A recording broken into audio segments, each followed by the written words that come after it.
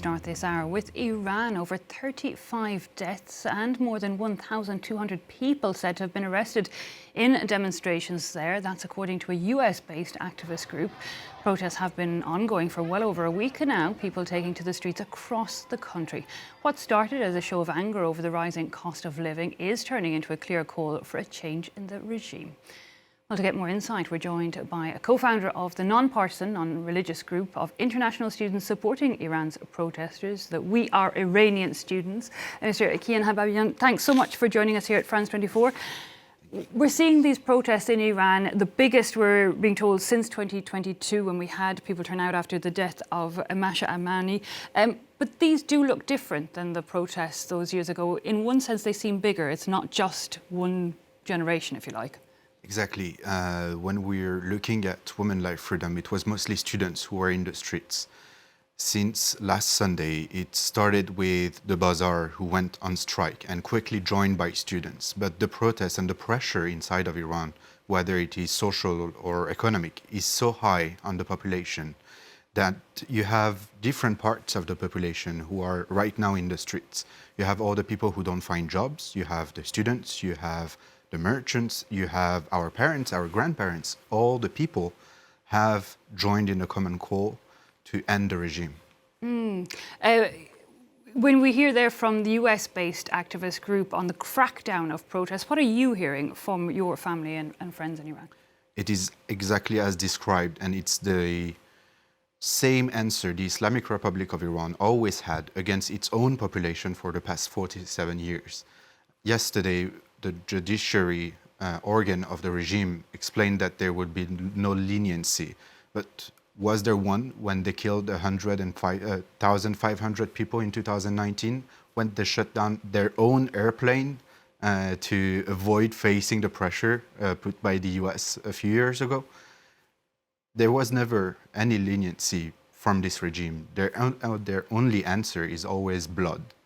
And therefore, the situation is extremely worrying. And as I was saying, even people who are not politicized are calling for that change. They're fed up with this regime who has never listened to them and who has repressed them for the past 47 years.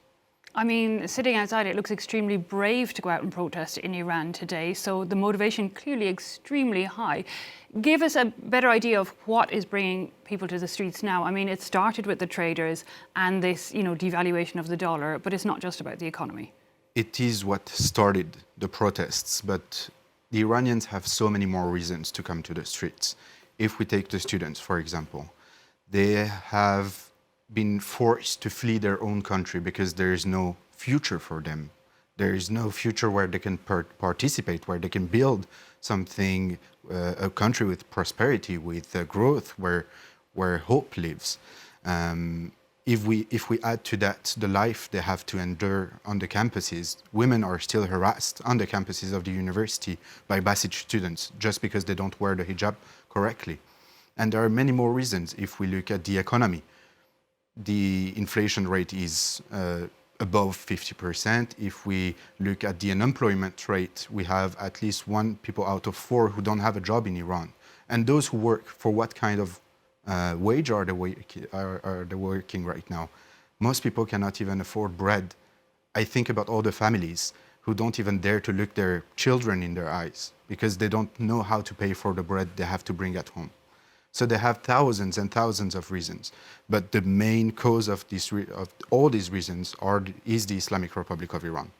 Is the international community not a bit to blame for the current, notably economic situation in Iran? Regarding the sanctions, this is the whole narrative of the Islamic Republic of Iran. Every time they have a problem, the source of the problem, according to them, is the international community.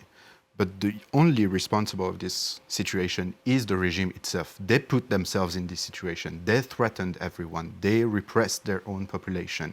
And when you have the sanctions, when the sanctions are not up to date, when they're not targeted, especially against the IRGC, this is the result you get.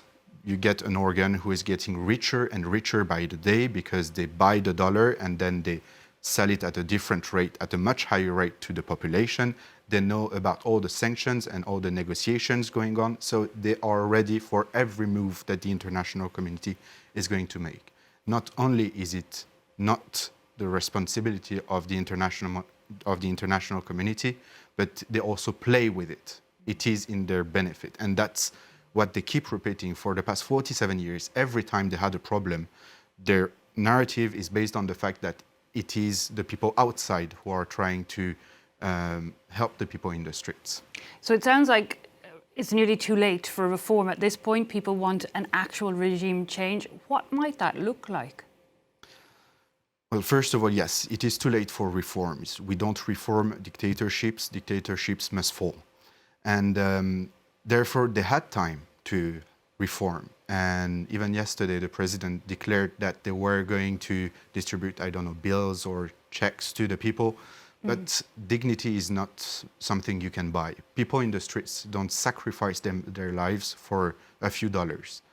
And therefore, the regime needs to fall, and we need to ensure that tomorrow the Iranians can once again take their own destiny into their hands. We need to ensure that all the conditions for a complete democracy are here, so anyone can be a candidate to become, I don't know, we have to decide, the people in Iran have to decide about the model they want, about the people they want who are going to govern, but the only thing we need to focus on, at least as activists for human rights, it's that all these conditions are met and that no one should be worried for their choices and for the things they want. And are there like personalities or politicians in, the sidelines at the minute ready to step forward to give us an idea of who might fill the role if ever it happened?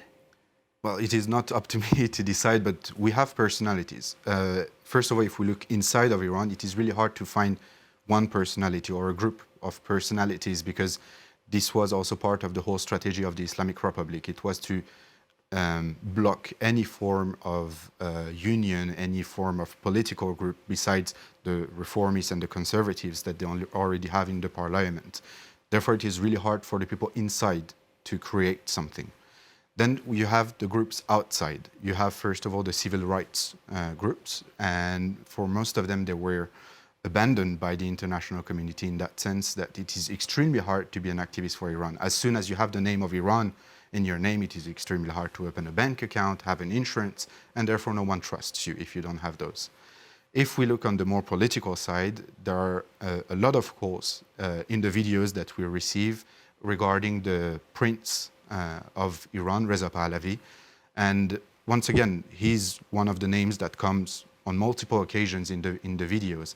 And what we need to ensure is that tomorrow people in Iran can make that choice freely and they can become sovereign of their own nation.